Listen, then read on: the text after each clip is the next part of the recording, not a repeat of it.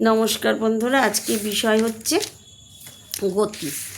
গতি জীবন, গতিহীনতা মৃত্যুর লক্ষণ। ছুটন্ত পৃথিবী মাতার সন্তান আমরা ছুটে চলেছি। যেদিন পৃথিবী ছোটা বন্ধ হবে সেদিন হবে মৃত্যু, অর্থাৎ ধ্বংস। তাই গতি জীবন, গতিহীনতাই মৃত্যু। নদী তার প্রবল বেগে যখন ছুটতে থাকে তখন চলার পথে অনেক বাধা বিঘ্ন আসে, সেইগুলোকে অতিক্রম করে নদী চলতে থাকে।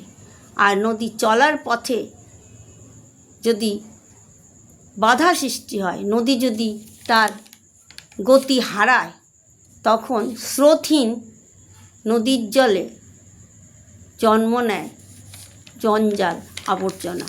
নদীর নাব্যতা কমতে থাকে, অর্থাৎ নদীর অপমৃত্যু ঘটে। জাতির জীবনও যখন চলমান থাকে তখন তার কোনো বাধা বিপত্তি তার পথে, তার চলার পথে রুখতে পারে না। আর যখন জাতির জীবন চলমানহীন হয়ে পড়ে তখন পৃথিবীর জড়তাকে আঁকড়ে ধরে রাখে। এভাবেই জাতির জীবনে নেমে আসে সর্বনাশ। জাতির জীবন অর্থহীন হয়ে পড়ে। ভ্রান্ত আচার, অনাচার, অন্ধ কুসংস্কার জাতির জীবনে চলার পথকে রুখে দাঁড়ায়। তখন সমাজ ও জাতি হয় অচল, অনড় এবং জড় পদার্থে।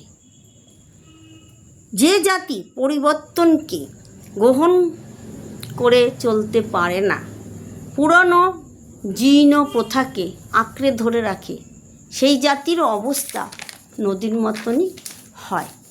জড়তা থেকেই জন্ম নেয় কর্মবিমুখতা।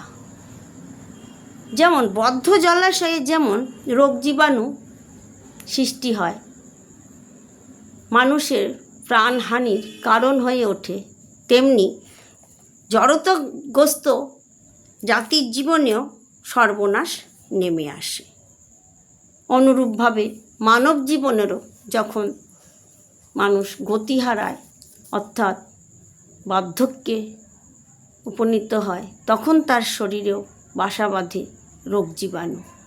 ধীরে ধীরে বার্ধক্যজনিত রোগে মৃত্যুর মুখে ঢলে পড়ে। নমস্কার। ভিডিওটি ভালো লাগলে একটি লাইক দেবেন। ধন্যবাদ।